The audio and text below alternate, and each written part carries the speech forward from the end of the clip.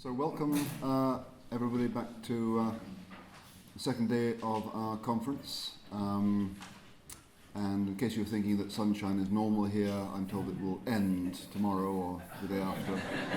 So make hay when the sun shines. I've been asked just to remind you ever so politely that when it comes to questions and answers, particularly questions, could you try and be as succinct as possible so more people can get the chance to get questions in? That would be really helpful. And it remains for me, therefore, I think only to hand over to Emily Burdett from the Department of Anthropology here, who will chair the first session. Thank you. As Nigel said, my name is Emily. I'm here at the University of Oxford and at Coventry. And I'm here to introduce the privilege of Christian B. Miller, who's the A.C. Reed Professor of Philosophy at Wake Forest University. He's also the director of the Character Project and the Beacon Project. And we look very much forward. His topic is Cultivating Virtue in the University, Some Ideas from Philosophy and Psychology. So thank you, Christian, for coming.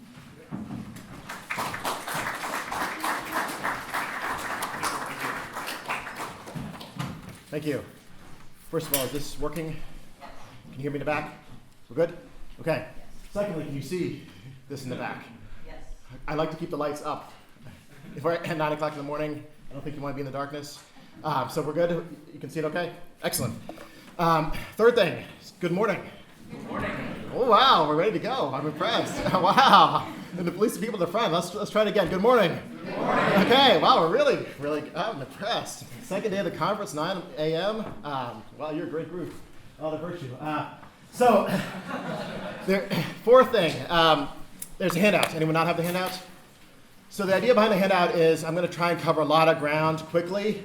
And sometimes if it goes too quickly on the PowerPoint, you might wish you had a little bit more time to think about it. So you've got it on the handout in front of you.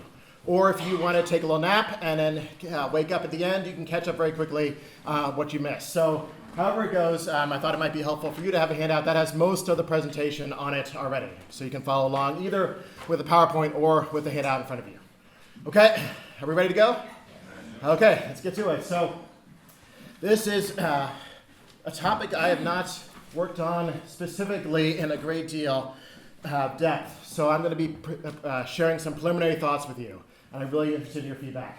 Before we get to that, I just do a quick bit of advertising here. Over at Wake Forest University, where I'm based, we have this character project that we've been doing for 5 years now.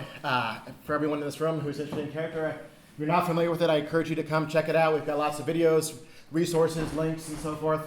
Currently, we're also doing the Beacon Project. This is a new project. Both of these are funded by Templeton. We're very grateful for their support. And this is looking at moral exemplars, moral saints, the morally best of the best, trying to understand lots of different questions about them from the perspectives of philosophy, psychology, and theology. So I also encourage you to come visit our website for this project and see what we're doing there. Okay, so for today's topic, I was thinking cultivating virtue in the university. How might I try to think about that? I'm a very kind of slow, plodding, analytic philosopher. I kind of go step by step, trying to work my way through an issue. So I had all these kind of questions in my mind that might arise. They're all represented in the handout. And I thought, okay, let me just try to organize these questions some way and go through them one at a time. And I thought, well, maybe one way for me to think about it is if I came back from this conference and I was talking to, say, the president or a high-level administrator, and that person asked me, well, what were you doing at this conference? And I say, well, we were learning about cultivating virtue in the university. What might be some of the questions that person might ask me? Now, this doesn't work quite so well in my case, since my president is sitting right here, a few rows in front of me, which, by the way, doesn't make it the most pleasant experience. But nevertheless, hopefully I'll give the right answers. So I can come back to Wake Forest University next week. But anyway, so just imagine, I'm having this conversation, you're having this conversation, when you come back and you're being asked all these different questions that naturally arise from a conference like this. What would I say? And what would you say too? So let's go. Moving on. Moving on very quickly. Some preliminary ones. I'm going to breeze through these. These will not be my focus. These are ones I've have talked about quite a bit elsewhere. I'm sorry if this goes quickly, but I do want to make sure we get to what I think are the main questions pertaining to this conference. So first one, a natural question would be, well, what are we talking about with this virtue idea? What is virtue and what are the virtues? So here's an abstract, philosophical, kind of theoretical definition. We haven't really actually at this conference said much about what a virtue is in the first place. It's kind of interesting. So here's a broad one. A virtue is a positive character trait which disposes someone to think, feel, and act in morally appropriate ways, both stably over time and consistently across situations. So I know it's abstract. Let me give an example. Say honesty.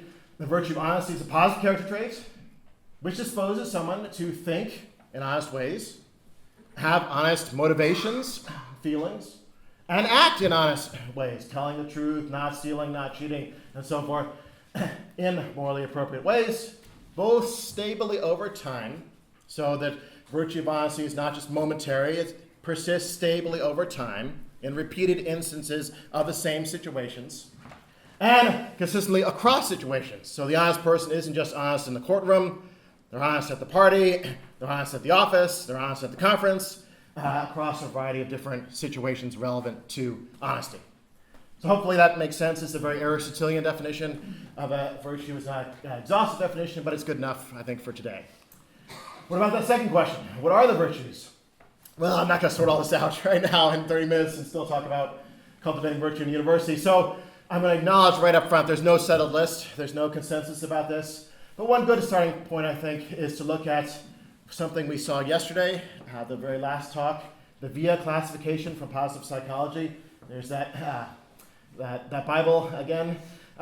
This is something that was published in 2004 as a result of an exhaustive look at character traits around the world in many religions, in many philosophical systems, secular and religious, in Hallmark greeting cards, even in Pokemon trading cards, if you can believe it or not. They did a very exhaustive look at character strengths, what they call character strengths, in a variety of different settings and venues, and came up with this list of 24 using 10, I think, very important criteria. So the 24 are on your handouts. They're not perfect. There are problems.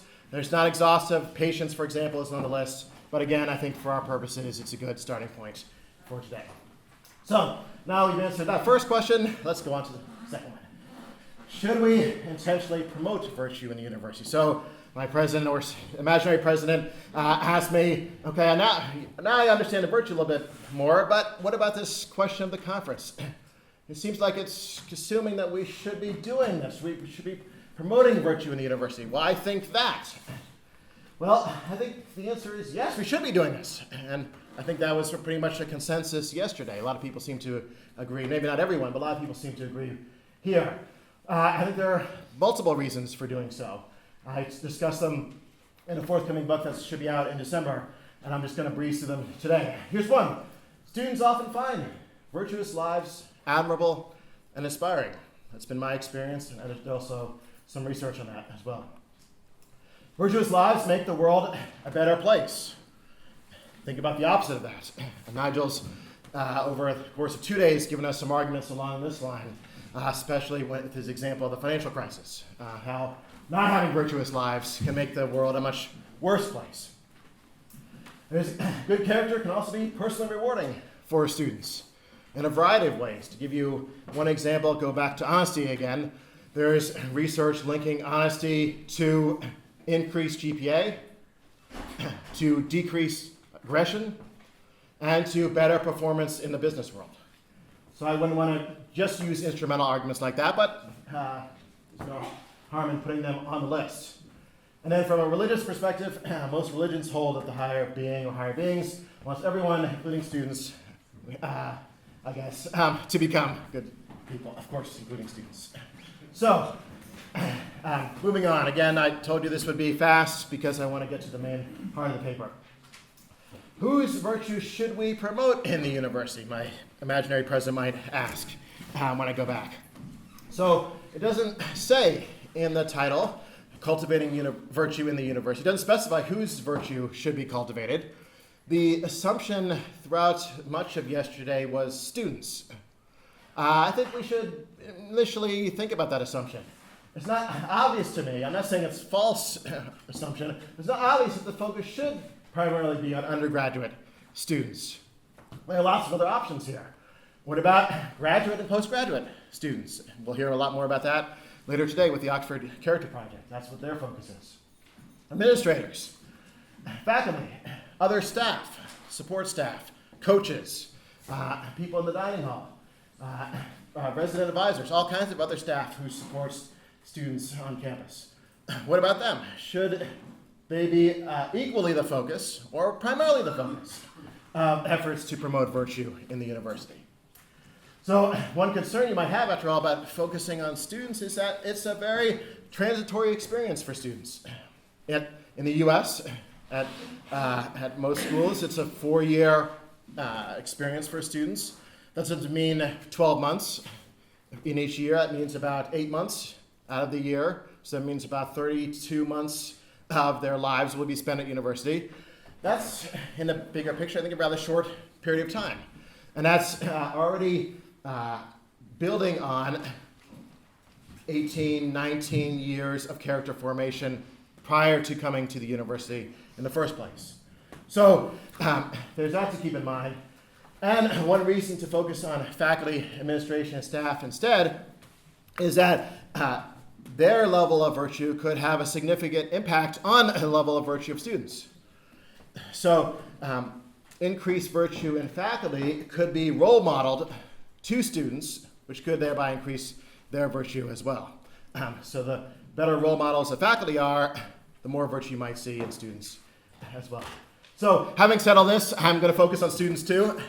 So I'll just ignore what I just said because I'll follow the dominant trend here. And my focus will be on undergraduate students in particular. But I think it's also worth keeping in mind that there might be others for whom the question of promoting virtue in the university is important as well. Okay, is this making sense so far? You can hear me in the back? Good, okay. Fourth question, and then I really will move on to the main topics for today.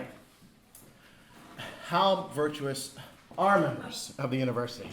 After all, it seems like there's not much of a point of having this conference or raising issues about cultivating virtue in the university if everyone's already virtuous to begin with. I mean, what's the point of all this? So the background assumption seems to be that we can't assume that members of the university are virtuous, at least not everyone. And I think that's probably right. In fact, I hold a kind of depressing, stark view here on the basis of research in psychology. And this will be my first reference to psychology. This is the psychology session after all. There is good reason to think that most of us in general, forget students for the moment, just most people in general are not virtuous at all. Okay, this is the depressing moment, I'm sorry. I mean, you probably didn't want to wake up early to hear this, but I think that's just the most reasonable interpretation of the psychological evidence. I won't argue for that today. I've argued for it in 2 recent books, 2013, 2014, looking at the last 60 years of research in social and personality psychology very extensively, and coming up with this picture where it's not just that people are not fully virtuous, it's that most people are not virtuous to any degree at all. Okay, and this is a claim about not just one virtue, it's a claim about all virtues. So I think there's what I call a character gap between our actual character. Sorry, whoops.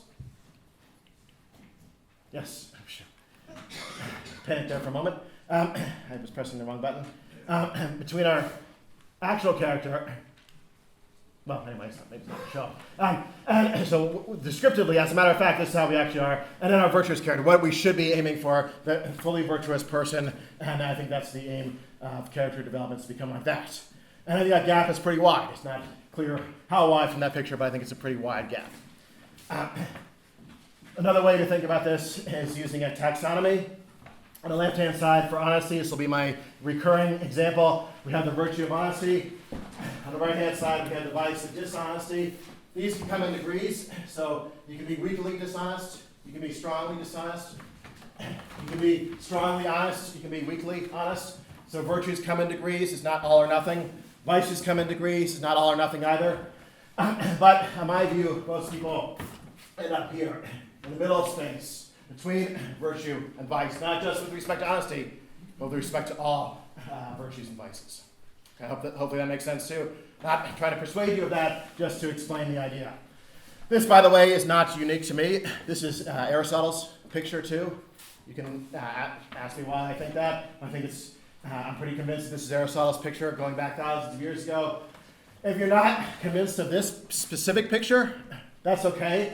So long as you think that people are somewhere over here, we're going to be on the same page for today. Okay? Whether you think it's here, or over here, if you have a really depressing view of humanity, and you're over there, that's okay. We're going to be on the same page. It's only if you think that people are here that we might have to talk a little bit more afterwards. Okay? So, with that said, on to the main questions for today. Should we intentionally promote virtue in general in the university? So I'm already on board with promoting virtue intentionally. As Nigel reminded us, it happens automatically anyway. It's going on every day in the university. But the intentional part, I'm already on board with that. But should we promote virtue in general or just focus on a few specific virtues? I think that's a really important strategic question from a top-down perspective. And my view, at least tentatively, now this is going to get into the very tentative stuff, and you can convince me why I'm wrong and argue me out of this, is to focus on a few specific virtues. And ideally, I wouldn't say this. If we had unlimited resources and time and effort and personnel and so forth, we'd want to focus on all the virtues. But as a pragmatic reality, this is just a pragmatic argument, we don't have that time, effort, resources are very constrained, people are very busy. And so my preference is to go deeper with respect to a few virtues, as opposed to going at a very surface, superficial level with respect to 24 or more virtues. I'm doubtful that you can really move the needle very much on 24 virtues with intentional efforts at the university. But I'm hopeful that you can move the needle a fair amount by focusing maybe just on a few. So how many? I'm not going to say that. I don't know if there's a magic number here. It's going to depend on your university, your situation, your resources, your personnel, the interest of other people that you can bring on board your team. But you at least have to, if you go this way, think about which ones. How am I going to pick? How am I going to decide? After all, there are 24 or more. I got to narrow it down somehow. Here are a couple of criteria that came to mind when I was thinking about this. Maybe virtues are especially relevant to the college years and university years and post-graduation. Maybe some are more relevant to this particular period of people's lives than others. Maybe they're all relevant, but some more so than others. And maybe the ones that are easier to get buy-in, so kind of strategically, pragmatically, easier to get buy-in to promote from relevant parties. So, example here, chastity. It's very controversial whether that's a virtue in the first place. Might be especially relevant to the college years. You might think that. But it might be very hard to get buy-in for that virtue. So others, there might be a lot of controversy about that, so maybe that's not the first one you should think about when you're trying to pick a specific virtue. Here's some candidates that might show more promise on these criteria. I think honesty, especially relevant. It came up yesterday too. A lot of people should be on board with trying to promote honesty. I would think that's a pretty safe one. Compassion, perseverance, open-mindedness. There are others, and maybe you want to challenge some of these examples. That's okay. But I'm just trying to come up with initial candidates to think about here. Okay. So, how should we go about it? Okay. So we've now at the point we agree we should promote virtue. We're going to focus on specific virtues as opposed to casting a broad net, which might only go superficially. We maybe narrowed it down to a couple of particular virtues we want to focus on. What do we do next? How do we foster them? One strategic point that I would make is I don't think if we should do a one approach fits all mentality here. It's not like for any particular virtue we pick, there's going to be one methodology or algorithm that we can just step through step by step. Okay, let's do this, let's do this, let's do this, let's do this, then we're good. I think we really need to tailor the cultivation of a particular virtue to that particular virtue. And our strategy for cultivating that virtue needs to be very much in line with what that virtue is in the first place. Okay. So that's pretty abstract again. I'm sorry if we're doing a lot of high-level stuff. Let me try and make it more tangible, more easy to follow and grasp by looking at a case study here with honesty. No surprise, I've kind of prepared the way I hope a little bit with that example. So, 8th question. Choosing honesty as one of the main target virtues to try and cultivate in the university, what might we do next? With honesty, where do we want to start intentionally fostering honesty in university students? Now here, I'm going to slightly deviate from the handouts. I had a moment of real weakness, and I don't know what I was thinking, because on the handout, it says that you start with psychology, and I'm thinking, what in the world was I thinking? Of course you start with philosophy. I guess I've been doing psychology too for a long time. I just lost my bearings. Of course, you've got to start here with philosophy. We'll get to psychology later. No offense to my colleagues who are coming right after me who are psychologists. But I would think a natural starting point here is just to get clearer about what the virtue of honesty is in the first place. I mean, if we're going to be focused on cultivating it, we better have some sense of what it is in the first place. What are we aiming for? What are we talking about here? Before we can devise strategies for promoting it. If we don't have any idea what it is, that's going to be a little hard to do. So, sorry about that mistake on the handout. So, what is honesty? Well, here we went into a problem.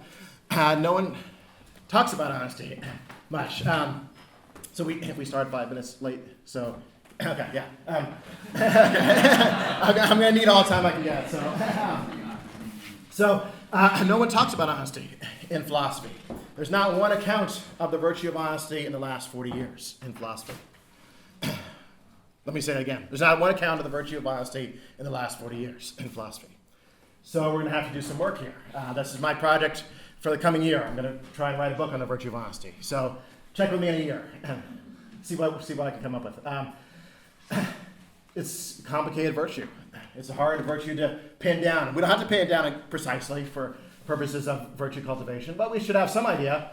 It has to do with telling the truth. It has to do with respecting the property of others. So that's not stealing. It has to do with following the relevant rules. It's not cheating. It has to do with keeping reasonable promises. That has to do with not breaking promises, clearly. It has to do with giving a complete presentation of the facts when appropriate. That has to do with not deceiving.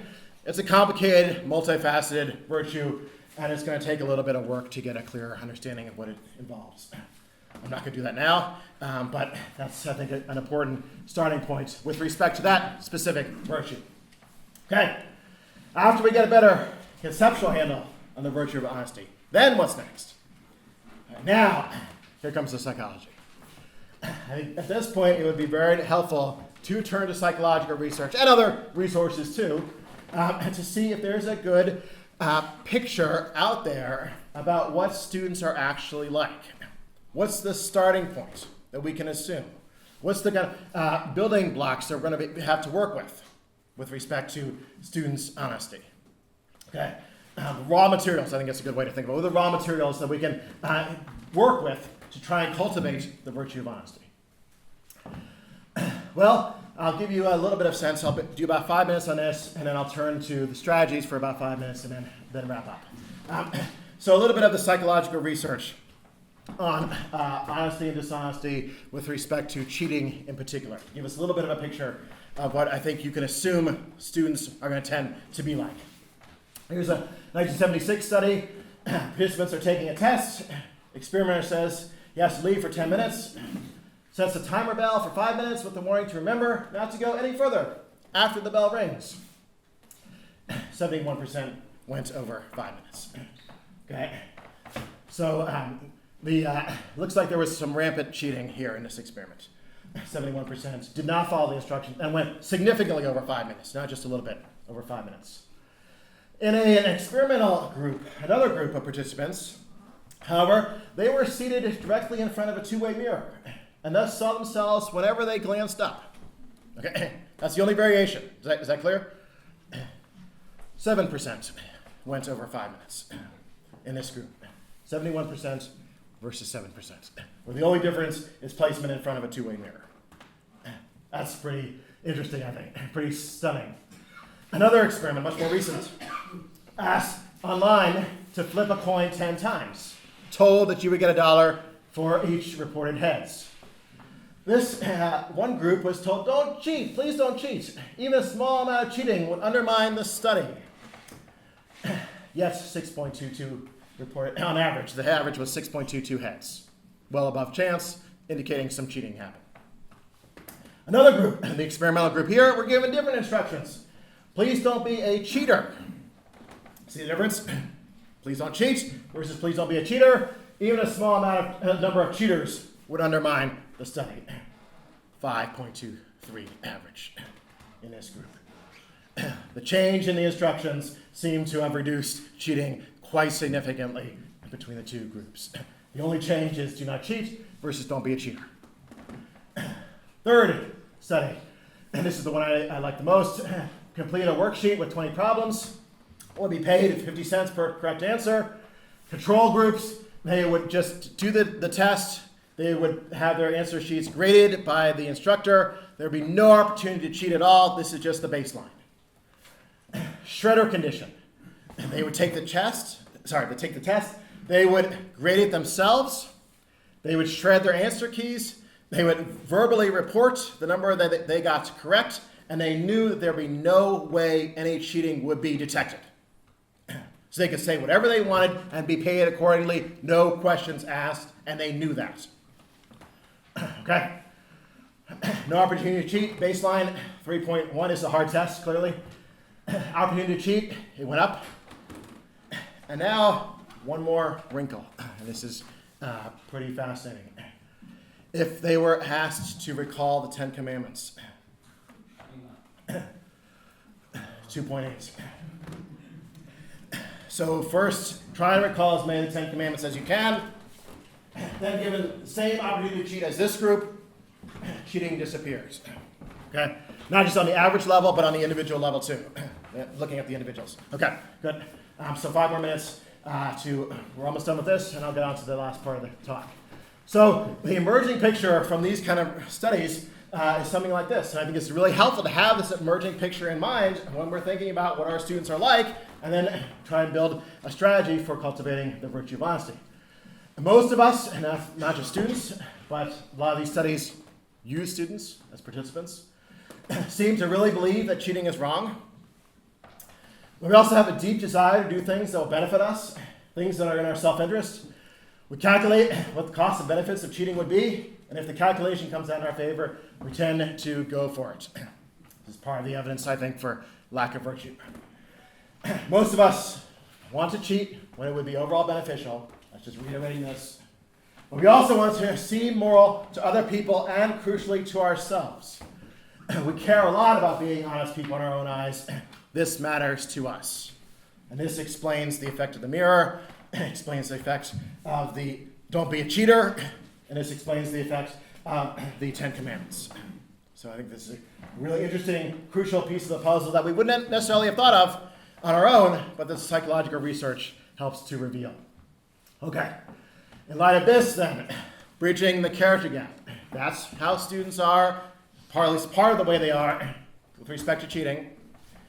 This is what the virtue of honesty is like up here. How can we try and intentionally try and bridge that gap? Try and bring the way we actually are closer to the way we should be. And the very last part of this, I will mention very, very briefly, I know I need to, a couple strategies. This is something I've expanded on in a lot more detail in written work, but let me just give you a quick overview of it. First, one strategy might be to present students with moral reminders. Whether very explicitly or more subtly, we'd have to talk about that. Moral reminders seem like they make a difference. Here's another study. Control condition, shredder condition, like we've been over. Notice the bigger jump here in this study. Honor code. Honor code serves as a moral reminder. Cheating disappeared. This relates to what President Hatch talked about on Wednesday at the discussion group when he mentioned the honor code. This is some of the research he was thinking of. So When we increase the amount of payoff, $2 per correct answer instead of 50 cents. Control condition, shredder condition, cheating goes up. Honor code, cheating is eliminated as well. A little bit more on the honor code as a more reminder. This study is a little bit dated now, but there are more recent ones too. 28% of college students at schools without an honor code reporting helping another person on a test, so cheated in this way, versus 9% of students at schools with an honor code. Plagiarism, crib notes, unpermitted collaboration, see big variance as well with respect to honor code versus no honor code. Okay, so maybe a more reminder like the honor code can be effective here. But there are a couple questions we might ask too. I'm not completely sold on this. So do more reminders aimed at students like the honor code have lasting positive effects in promoting virtuous behavior, or is it just more temporary? And what motivational impacts do they have? Virtue is not just about behavior, it's about motivation. So what's the motivational story going on here? Do they tend to promote virtuous motivation as well as behavior? Second strategy, briefly, role models. This has been mentioned already. So role models look like they have a powerful impact on character in general, and this is no exception. Negative role models.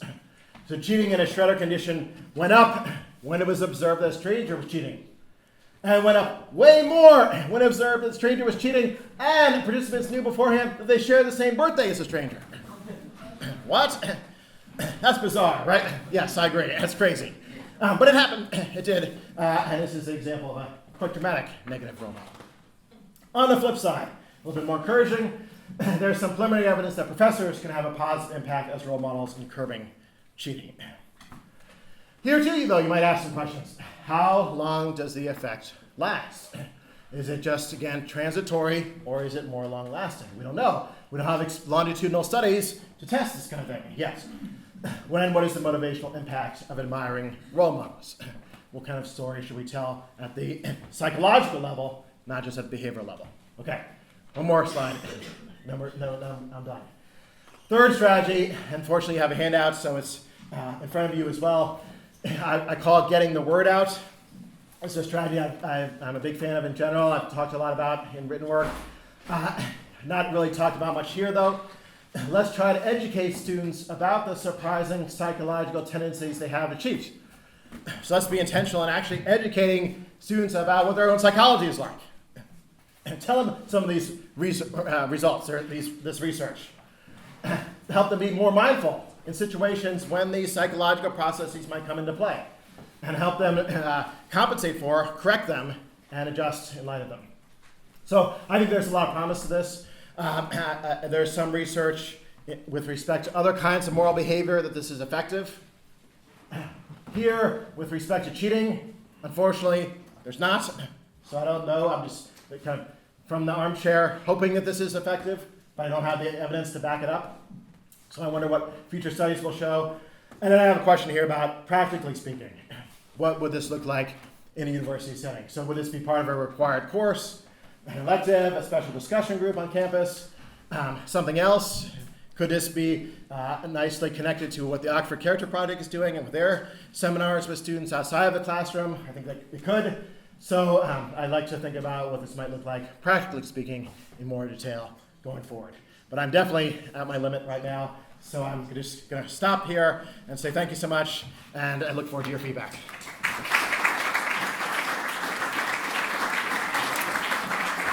I'd like to introduce our next two speakers. Thank you very much, Christian, for a very stimulating talk. So first we have, is it Liz or Blair? Liz, yeah. Liz is going first. Liz Guilford she's a research fellow at the School of Education, University of Birmingham. She's also part of the Jubilee Center for Character Development.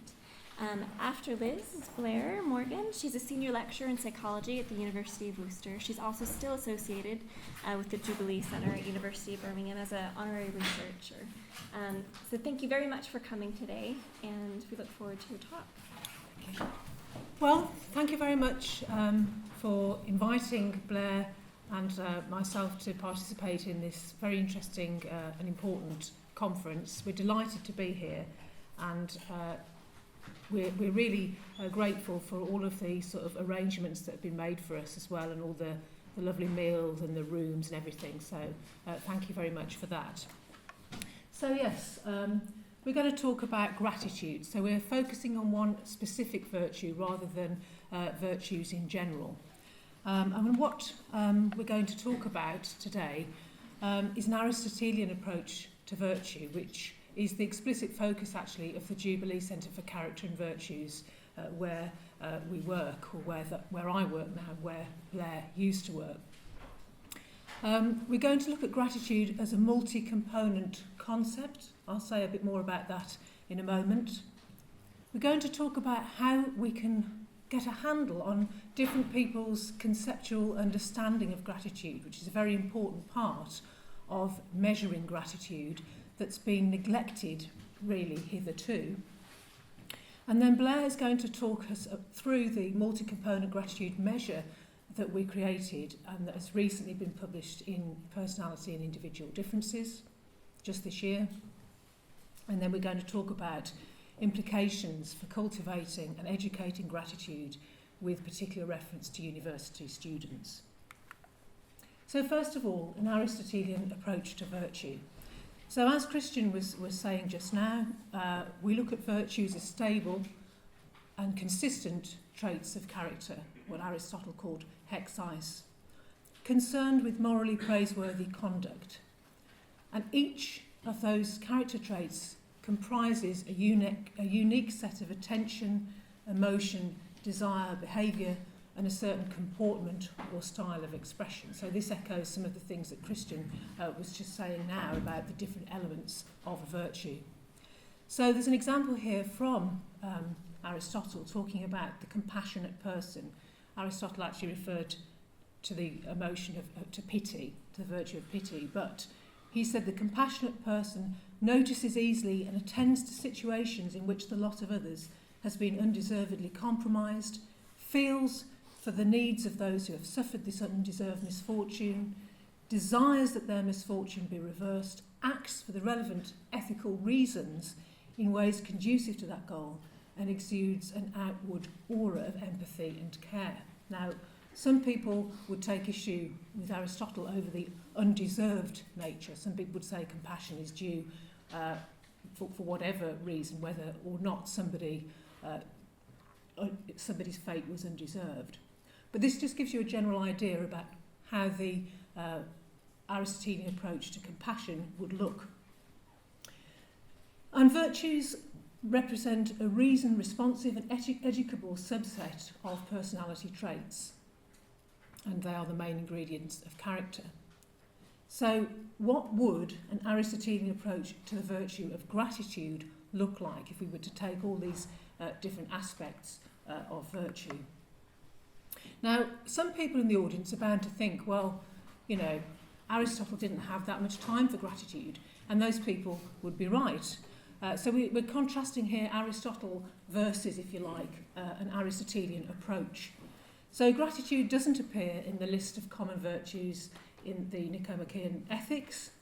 It isn't mentioned in the Rhetoric, and moreover, Aristotle doesn't list gratitude as a potential virtue in his description of the megalopsychoi, the great-souled men. So it's not looking good for gratitude at the moment, in a sense, from an Aristotelian perspective.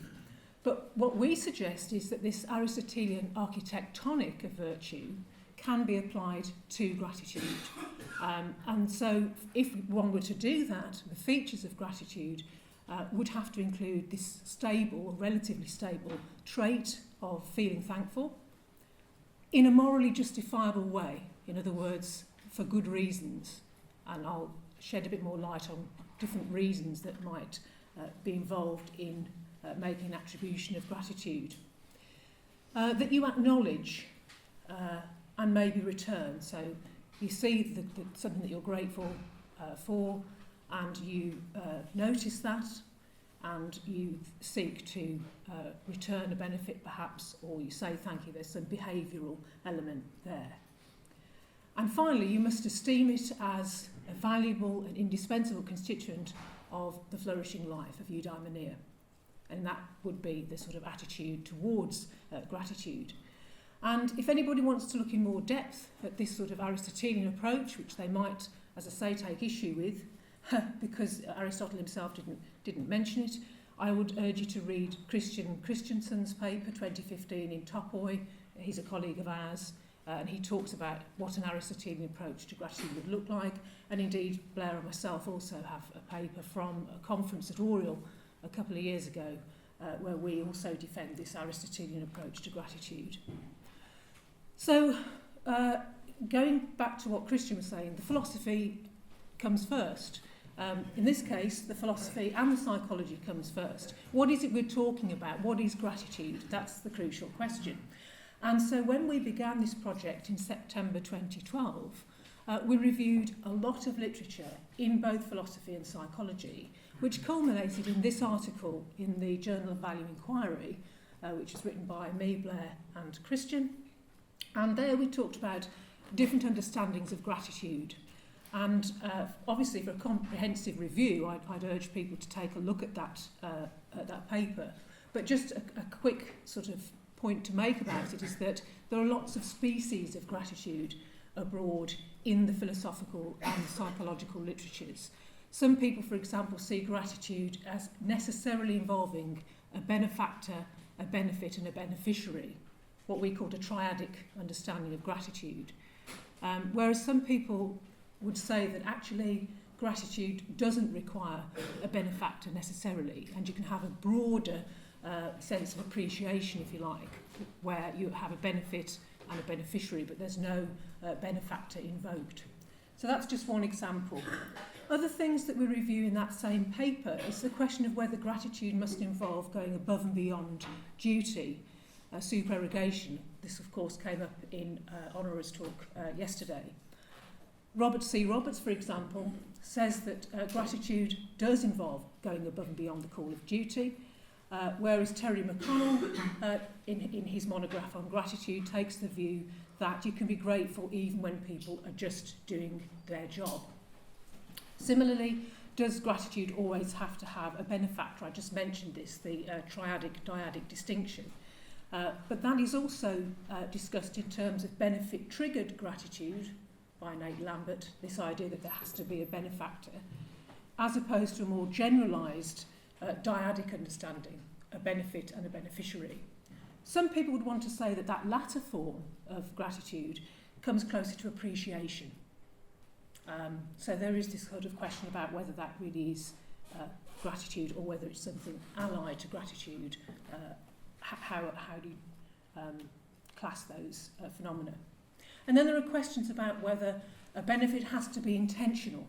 Do you have to intend to benefit somebody for gratitude to be warranted?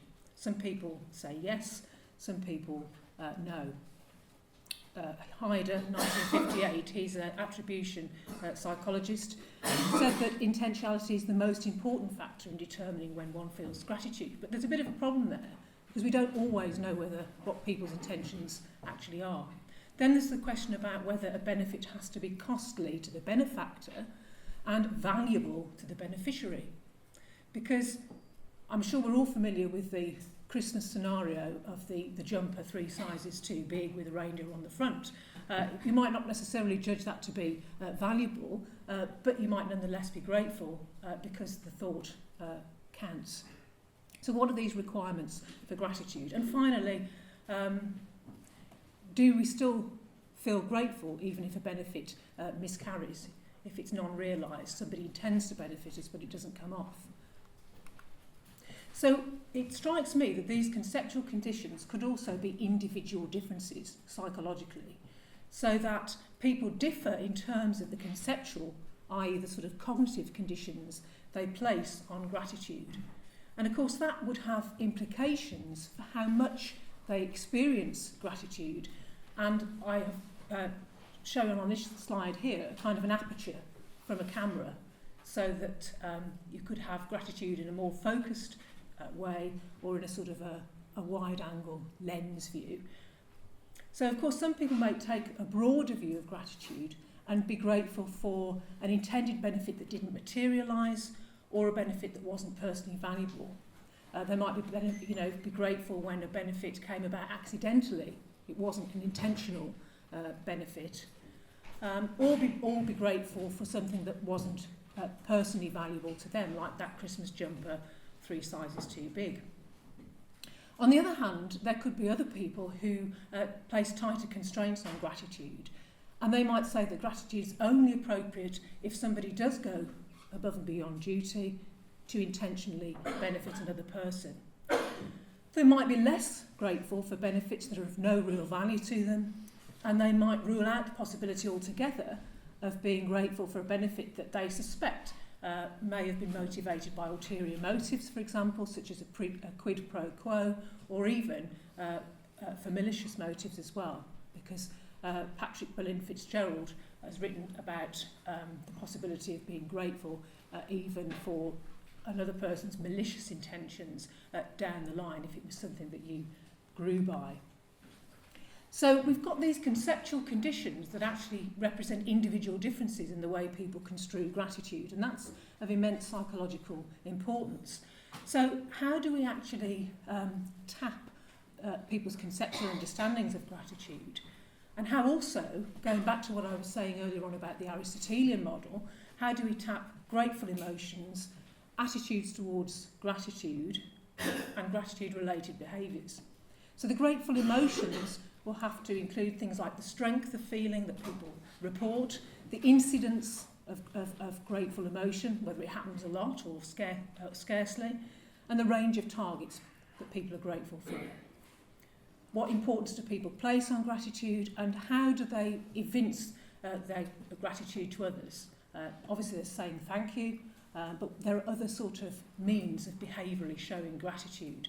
Perhaps you engage in rituals to remind yourself to be grateful. So the point is that people could actually differ. This is another difference in terms of the number and type of components of gratitude that they exemplify. So we've got those conceptual conditions, and then people may be very high on grateful emotion, but they perhaps don't engage in many gratitude-related behaviours. So the idea is that we can focus on these different components, and possibly there are different correlates of these components in our lives. So I'm going to hand over to Blair very shortly, but first of all, I'll just tell you a bit more about the multi-component gratitude measure. You've seen a lot of the theory that went into that. So the measure's made up of 4 components which measure 4 different dimensions of gratitude. A conceptual component, and in order to do that, we used a vignette questionnaire that we had devised at the start of our thinking about gratitude and the conceptual contours. So what we did in this vignette questionnaire is we had a scenario, which is that somebody's being nominated for an award at work. And there's a baseline scenario which we then manipulate with different aspects of the factors of gratitude that I've just reviewed. So whether you can go above and beyond duty, for example, how much effort you put into something, whether the benefit comes off, and so on and so forth. So the baseline scenario is a colleague nominates you for an award at work. If you win, you will receive recognition of your hard work and a voucher. And then people have to indicate how grateful they would feel on a scale from 0, not at all grateful, to 100. So there'd be a sort of a line, and people would mark how grateful they would feel. And that gives us sort of a base rate level of gratitude. But then we manipulate and have different conditions of that, which allows us to track the sort of contours of individuals' conceptual understanding of gratitude. This example here is the ulterior motive condition. So there's the baseline scenario, and then the colleague has nominated you because she wants you to repay the favour by helping her with her own workload. So this would give an idea of how much that person's view is affected by there being a quid pro quo. Then there's an emotion component, an attitude component, and a behaviour component of the MCGM, which obviously assesses, in the first place, people's grateful emotions. And there's an example of an item there. This is answered on a Likert scale from 1 to 7. So, for example, there are so many people that I feel grateful for. Looks at the sort of range of people's grateful feeling, and it's rated from 1, strongly disagree, to 7, strongly agree.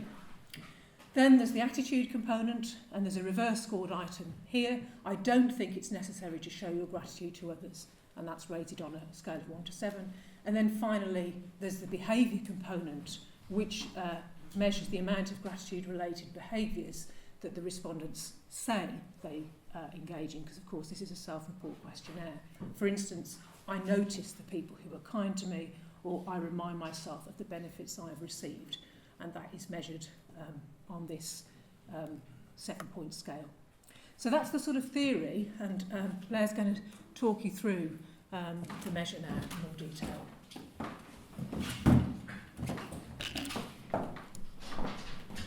Okay, just checking that's working before I start speaking. Okay, so thank you, Liz. So I'll quickly kind of pick up where Liz left off in terms of kind of talking you through the development of the MCGM and how we've tested it. A couple of points I'd like to make first is that we basically this multi-component view, we're illustrating it with gratitude as a virtue, but we see this multi-component approach being transferable to different virtues as well.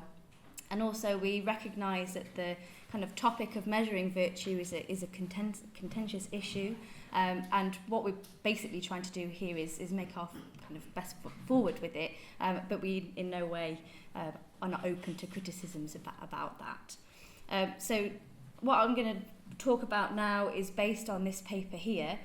So if you wanted a more detailed explanation about the measure, or if you're interested in using it, then I would signpost this is the first place to go. So as Liz said, this just came out in Personality and Individual Differences, I think in January.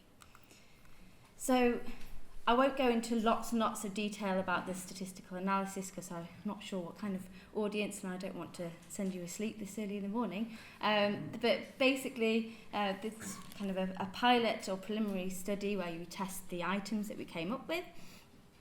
This is a fairly decent representative sample across the UK that kind of maps onto kind of the consensus demographics. And this was put through a principal components analysis, which basically looks for clusters of different items to see what factors emerge. So this is just a summary of the kind of 6 factors that came out of the emotion, attitude and behaviour items. And importantly, what we find is that they do map onto the concepts that we were trying to gauge in the first place. So we have one subscale of the items that map onto feelings of gratitude, so that's the emotion component. We have attitudes to appropriateness of gratitude, which includes perspectives of whether gratitude is due or not, and also attitudes to gratitude in terms of how important and how much kind of credence you put onto gratitude in the first place. So there's 2 subscales for attitudes, and then there's 3 different subscales of behaviours. So with behaviours, we didn't want to kind of limit this to expressions of gratitude and saying thank you. So there's various different forms of gratitude behaviours which come out in this measure, which include also behavioural shortcomings. So this is when we forget to be grateful, or we overlook what we have to be grateful for. And what you'll see with that particular subscale, if you look at the correlations with the existing measures, so this is GQ6, the GRAT scale and the appreciation scale, which were the only current kind of gratitude scales at that point. And what we see is that there's fairly low correlations for that particular subscale, which demonstrates that we've got something different here. So that was kind of our first testing period, which gave us a summary of 7 conceptual items, which aren't part of the factor analysis because it uses a different scale. It was a very different kind of approach that we were taking there, because we wanted to see a gratitude profile, which I'll show you in a second. But from the factor analysis, we had 6 emotion items, 10 attitude items, and 13 behavioural items with various different subscales. So then we had to go on and we kind of check that this wasn't a one-off. We needed to validate this measure. Again, this is a big sample, so almost 1,600 participants, and this used crowdsourcing websites to make sure that we got the demographics that we wanted to test this in an effective way.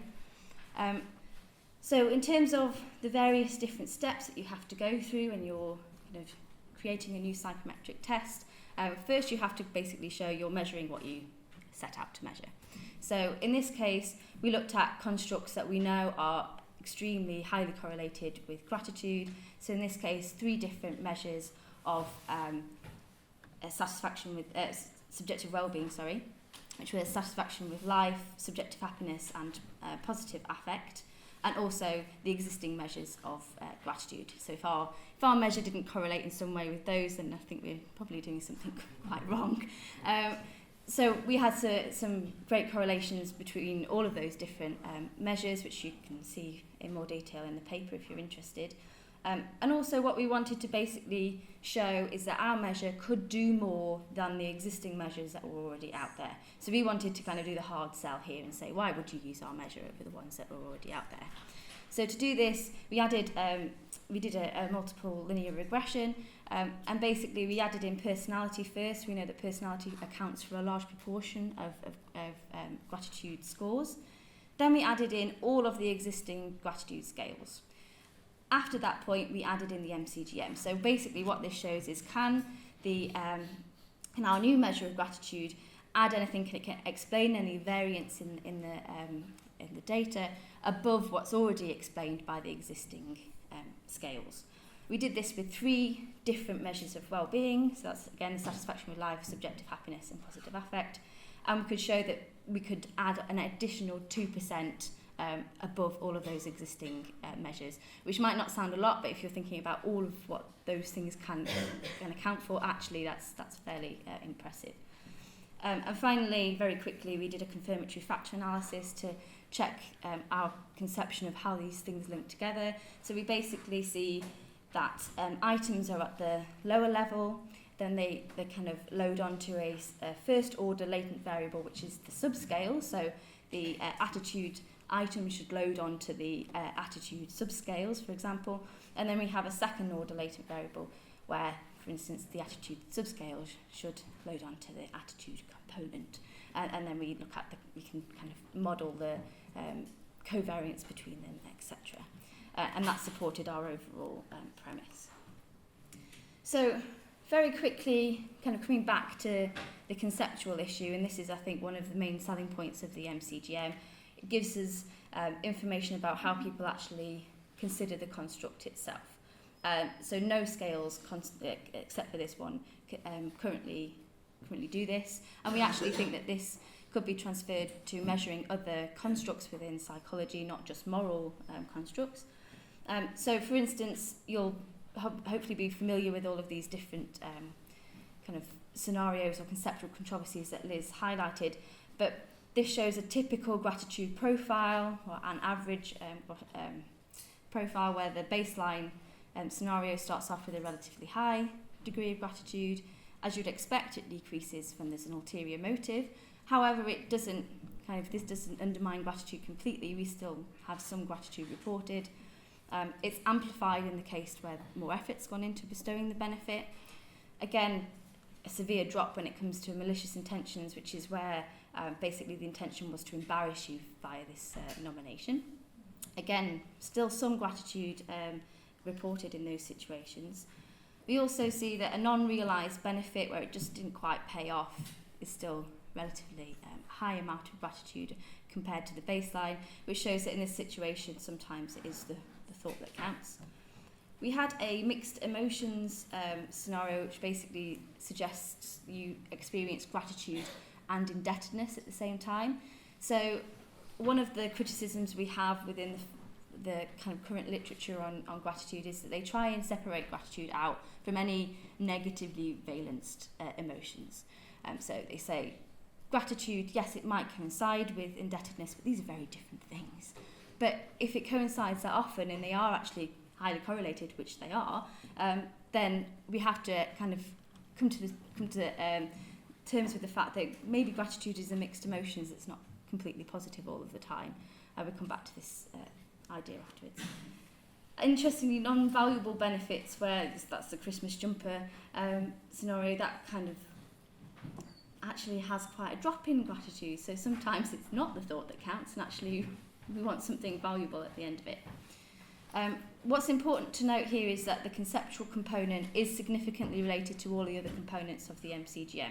So actually, the permissive or less permissive view that you have of when gratitude is due, it has an impact on your grateful feelings, your attitudes, and your emotions, which basically strongly suggests that this is an important component that we should be considering in a measure. Similarly, we looked at the relationship between the MCGM and subjective well-being. So basically this is your kind of instrumental argument, if you will, if you want to suggest that gratitude is important, if you want to suggest that you should be teaching about this, this is one way that you could do that. I'm not saying you should, but it is one way you could. So basically what we have here is a linear relationship between the number of components that you are above average or high on and the level of subjective well-being you report. So we saw this same relationship across different measures of well-being. They're all hedonic measures of well-being, I should point out. But this is kind of quite clearly shows the value of each individual component and how 4 components is better than 3, 3 is better than 2, 2 is better than 1, etc. So just to kind of summarise what we've found is that we have shown that the MCGM can offer something that the existing measures can't. And that actually having these distinct components has allowed new findings to come out. So what we found with the second study, when we were looking at the differences between Christians and atheists, for example, which were our 2 main demographics in terms of religious affiliation, we found that Christians reported higher levels of grateful emotions, but not behaviours or attitudes. And actually that has come out in some experimental studies, but has never been noticed in scales before. So that's quite good for us. Also, just to reiterate that conceptual component really does seem to be important, and it is positively related to the other components, and all components are positively related to well-being. So let's kind of think about what does this mean for cultivating gratitude in universities. Gratitude might not be one that you would focus on, so this might not be particularly relevant. But if this is something that you see as being relevant to a particular institution or organisation, then what does this mean? So what this would suggest is that you could get students and educators and other members of the institution as well to consider the construct of gratitude itself. So you could even use just the conceptual component at the first to kind of have a conversation about what gratitude is, when is it due, and that self-reflection would probably then lead on to potentially more grateful emotions, attitudes and behaviours. We all probably are very familiar with the kind of quick and easy gratitude interventions that are out there in terms of write down 3 things that you're grateful for every day in your little diaries and journals. There's now apps for these things. But, because there's always a but, we want to kind of highlight some things to consider here. So what tends to happen when a particular construct becomes very popular is that it can kind of be taken away, people run away with it and they don't tend to maybe think about it as critically as they should. And that's kind of what we want to address here. So there may be complications, there may even be some dangers in cultivating or educating for gratitude in particular, and this might be true for other virtues as well. So we summarise some of these dangers in a paper from 2015. But basically, I think there's no surefire way of kind of making people less grateful than forcing them to write gratitude letters, for instance. So I think you have to really consider the kind of agency of the people you're working with, and also reflect on the concept itself. Should people be grateful for a certain situation? What we don't want to be promoting is kind of an indiscriminate gratitude for anything because it makes us feel good. That is not gratitude as a virtue. So if we're thinking about the Aristotelian approach to gratitude, we're thinking about being grateful for the right things to the right people at the right times. We're not thinking about let's just write in our diaries so we go to bed feeling a little bit happier at night. That might make us feel better, but that's probably not a virtuous practice. Also, I think it's important here, we had some discussion yesterday in terms of the consideration of higher educational climate. In particular relevance to gratitude, there are various different obstacles that might prevent or at least make it more difficult to cultivate gratitude in higher education institutions. We're all familiar, obviously, with kind of potentially more transactional relationship with students because of the increase in tuition fees. So that's kind of a UK specific example. But what has happened basically is it's more of a consumer-based interaction. I have actually had students say to me explicitly how much they're paying for the face-to-face contact that they have. They're actually splitting it down to an hour-by-hour kind of interaction, which is extremely scary, but also understandable in terms of how much loans, how much debt they're getting into. So we need to consider these when we're thinking about, you have to be, you should be grateful for the lecturers and their job that they're doing. In some ways, we are just doing what we're paid to do, and it is our duty, which comes back to the issue of supererogation. A lot of people will obviously be going above and beyond what might be called for. But this is kind of a complex interaction that we should be aware of. And I am just capping up now. So what I think would be an important step forward is thinking about the mutual relationships between students and staff. Obviously, it should be a mutually reinforcing one, a supportive one, and we should be thinking about how we could go about that. And gratitude might help that if we kind of try and cultivate that carefully. And we already see examples of students and staff working together. For instance, in the UK context, we see students actually supporting strikes over casualisation of contracts and the gender pay gap, which basically shows that they are on the side of their educators and that we're working together for a common goal, which I think is a pretty amazing thing. So that is it really, and we're very happy to take your questions. Thank you.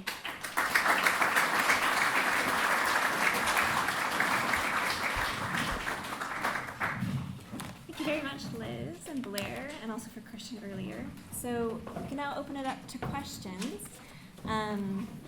So just to remind you, after you ask a question, just to hand back the mic to people that are passing it around.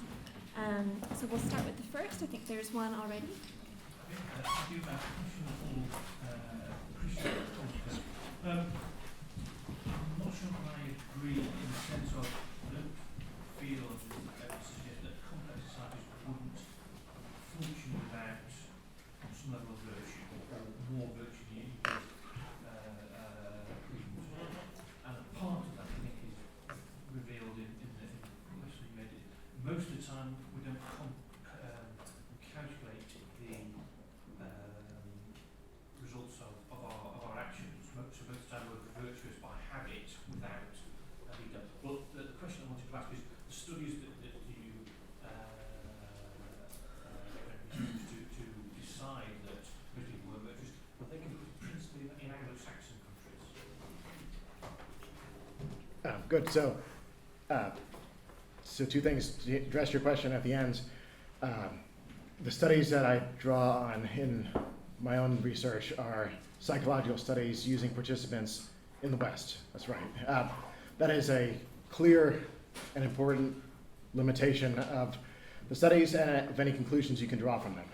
So when I tend to put things up on the slides, I tend to overstate them, make them more dramatic than they are, maybe for rhetorical effect sometimes.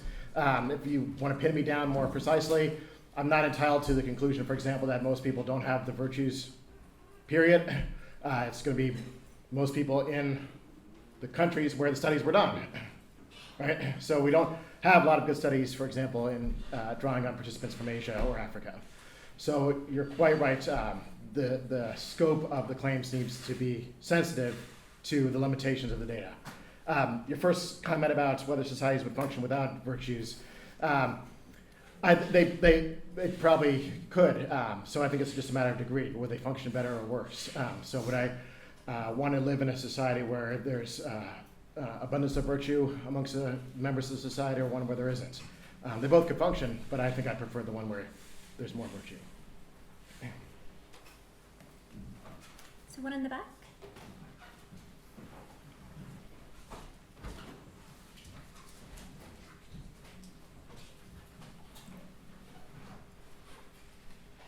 Christian, I love the robust evidence that you gave, and I wondered whether you've got comparable evidence on how the transition can be made from what is almost sort of social engineering to techniques which an individual can use and knowledge which an individual can use to promote their own choice of virtues. So that rather than doing the experimental psychology or the experimental economics to see how someone's behaviour is influenced by the circumstances, the individual can make choices that may make use of the sort of knowledge that you're presenting us with.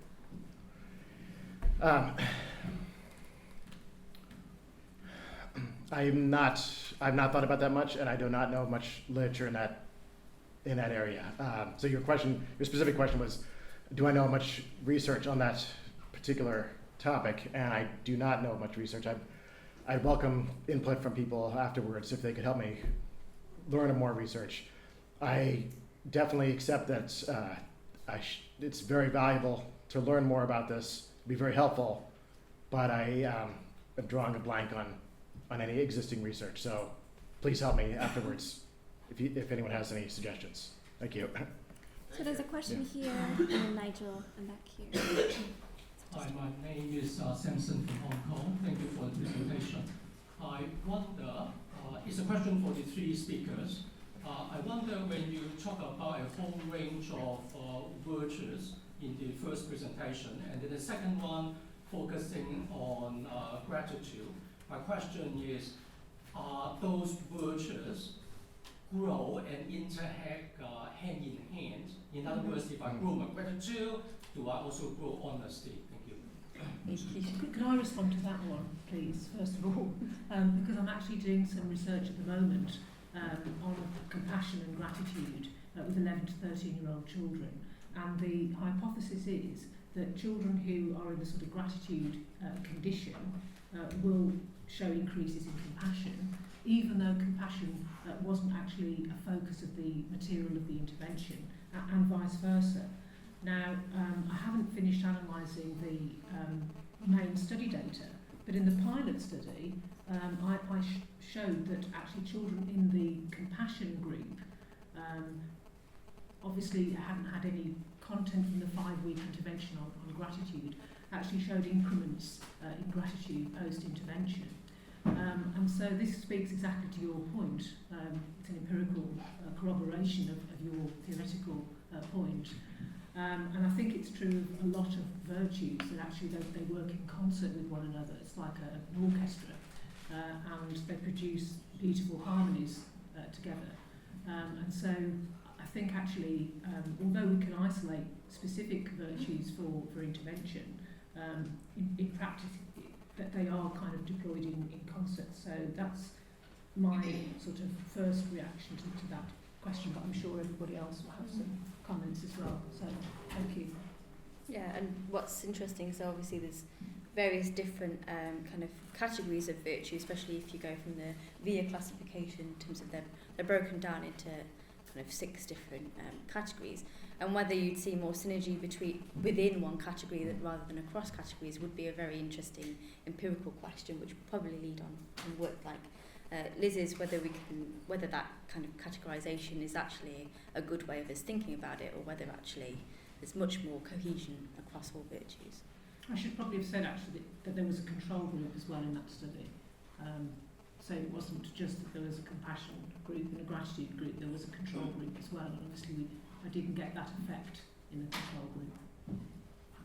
There's a relevant philosophical debate here too about the unity of the virtues. Mm-hmm. So, the old Aristotelian idea that if you have one virtue, you have all of them, that idea is not accepted by most philosophers anymore, but there might be a limited unity of the virtues. So some virtues might cluster together, such that if you acquire one, you're going to acquire a group of others, but not all of them. That's something that philosophers have argued as a kind of more reasonable version of the unity of the virtues thesis, and then it's up to empirical tests to see whether that happens or not. So, and there are also implications for teaching virtues as well, because it could be that at certain stages developmentally, certain of the virtues are kind of easier to understand, and that actually you might be better off targeting some virtues over others. For example, the virtue of humility. That might be a late bloomer, and it might be a late bloomer for a good reason. You want children to have an appropriate sense of sort of pride, maybe, before you start bringing humility in. Quite apart from the fact that it's a very misunderstood virtue amongst adults as well. So I think there's a question about whether to target certain virtues before others, and that might actually enable the cultivation of those virtues by means of other allied virtues rather than targeting the virtue directly. So your question it's a very rich question, philosophically, psychologically, and in terms of pedagogy as well. Let's go with Nigel. Thank you. First of all, a response to what Christian said, and then a question to Liz and Blair. Your report, Christian, of the effect of a mirror upon student teaching was extremely striking, and suggests, I think, that when students or when we act unreflectively, we can easily be led to act non-virtuously, but when stopped and made to reflect, does actually have an impact, which does suggest that measures taken by universities to enable students to reflect and not just to keep on ploughing on could actually have a positive impact, which is encouraging. So to Liz and Blair, well, in fact, all three of you make clear that it says a virtue is not a kind of absolute thing. It is relative to circumstance, and Christian talked about various kinds of honesty, but in almost every definition, the words reasonable and appropriate appeared. And you made quite clear, Liz and Blair, that the same applies to gratitude. Gratitude, as such, not always appropriate and therefore not always virtuous. So that presumably complicates measurement. But my question really is this. If you put a student through a certain set of exercises designed to increase the virtue of gratitude, and the virtue of gratitude in an appropriate manner, are you confident that you can measure at the end of it that the virtue has increased or not? Is that possible? That's a very good question. You know, go ahead. I think one thing that we've tried to do in the materials that we've created is we've tried to get young people to think about scenarios. So we used, instead of a vignette questionnaire for young children, we had stories where we sort of had instances where somebody said, you're a brilliant footballer, and you're meant to feel grateful, the child's meant to feel grateful, and then this girl says, can I copy your answers in the spelling test? So that was the ulterior motive condition. And the idea was to educate children about when gratitude might or might not be appropriate. Now, we can do our best with that in terms of developing the virtue of gratitude. And obviously your question about whether we can be sure that actually it shows an increase, well, that questionnaire that we devised, for example, it wouldn't be appropriate for 8 to 11-year-olds, for example, for young children. In fact, I trialled it with some older children. They had difficulties with it. So in theory, you could maybe see if their conceptual understanding of gratitude had changed as a result of the intervention. Perhaps they thought malicious motives disqualified or lowered gratitude, or they could see through an ulterior motive. But I suppose the question about whether you could be sure that they had actually changed is something that I'm sort of battling with at the moment, because it could well be that the seeds are sown for thinking about virtue in a different way, or thinking about the virtue of gratitude, but that they don't sort of take root until the child is older. So the best we can hope for is a more critical, reflective view around gratitude as a result of the sort of interventions that we propose. But in terms of measurement, it is a self-report measure. So by its very nature, there are already problems with whether people are actually going to be honest in reporting their answers. And that sort of links into the whole question about whether people are self-deceiving and what have you. And of course, you can measure how people report about how they feel. It's not so easy to measure how people actually behave over time. Well, of course, the alchemy of that would be to actually observe people, wouldn't it? But you can't, send the cameras round. Yeah, and I think basically what we would say is, well, two things really, in terms of it doesn't necessarily mean that a high score on a measure equals virtue. I think that's what we were trying to show with our gratitude profile, that more a discriminative approach and understanding is kind of what we're looking for. And the other thing is that this probably isn't a measure that should be used alone if you want to have a robust assessment of gratitude, that actually it's always kind of best to have a mixed methods approach where you might have observations, behavioural tests alongside a self-report measure. That's always going to give you a more rounded view, especially if you're taking triangulation of different views from the participant or the student and an educator, parents, etc. I think that's kind of always going to be a good idea, but obviously it's very time consuming and often expensive as well. But what I would say, Nigel, is that we are at least trying in that questionnaire to go beyond just self-reported feelings, which is where of gratitude, which is where a lot of questionnaires currently are. So it's like many things, it's an approximation of something that you'd like to measure, but the question of can you be absolutely sure? I mean, it's beset by all kinds of epistemological problems, really. Right, there was a question here in back, and there was a question for in the way back. So here first, and then just here. Yeah. Thank you. Isn't it the case that there are already much promotion of politically correct virtues among students and on campus, non-discrimination, non-aggression, care for the environment? So isn't the discussion really about which virtues should be promoted? It does sound to me as though what we're talking about at the moment is veering on treatment for phobias. That if you disagree with somebody, you've got a phobia about something, and therefore you really are up for remedial treatment rather than education. And also, isn't there a lurking philosophical question under here that you can't get an ought from it is? All the efforts to try and stop people smoking, including on packets smoking kills or putting cigarettes in brown paper packages, doesn't that show it? Also all the research on family breakup and its effects on students' performance and the indicators of academic success, wouldn't that show? And in spite of that, people don't nurture the family. So wouldn't that indicate that actually we've really got to work more on the nature of obligation? That you cannot get an ought from it is. All the statistics and all the surveys in the world won't make people do things. Should all be driving back to, and it's not necessarily one particular origin, but that God is the one to whom one owes all. God is the source of obligation, and that you work from obligation to your Creator through. Sorry, I know there's a range of questions, but there does seem to be some very unquestioned assumptions in the air at the moment.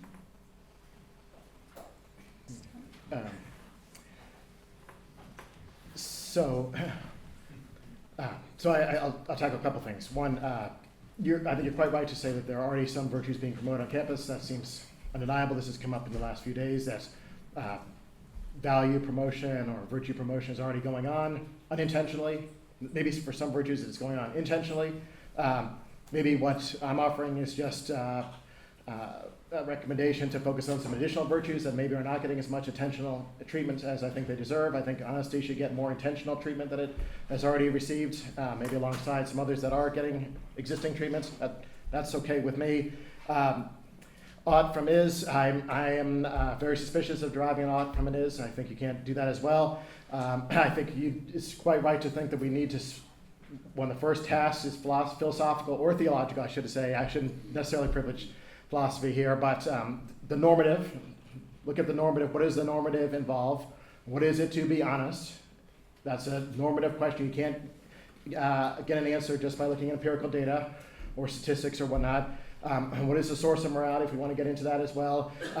So I actually hold a kind of view that you were talking about as God is the source of obligation. So I actually like that view myself, personally. So those are important discussions to have. I don't want, though, to wait for the resolution of all those debates before we can start doing character improvement and virtue cultivation, because then we're going to be waiting a long time. So yes, let's have those discussions up front and try to make some progress and try to arrive at some agreements, maybe just a kind of minimal account of what honesty is, minimal account of what compassion is, and so forth, that we can agree upon as a university, and then turn to strategies looking at how to promote that. Those are some thoughts. Yeah. So I would also agree there's lots of virtues already in universities, and if you're to have conversations with students about virtues, they are very receptive to the topic, which I think is, it shows that actually we're onto a good thing here, and it can be taken forward. What I find quite interesting is if you look at, especially in the UK, learning and teaching strategies and agendas, they're very similar across different organisations, and nearly all of them say something about the fact that they want to kind of help develop good citizens. But then there's a lot of vagueness past that point. So there's a lot of talk about diligence and responsibility. So there are various virtues that are named, but actually how that transfers into curriculum and interactions isn't clear. And I think that's what the conversations that we're having here will hopefully help us move towards. Just before coffee, we have time for one more question. It's just up there. Thank you.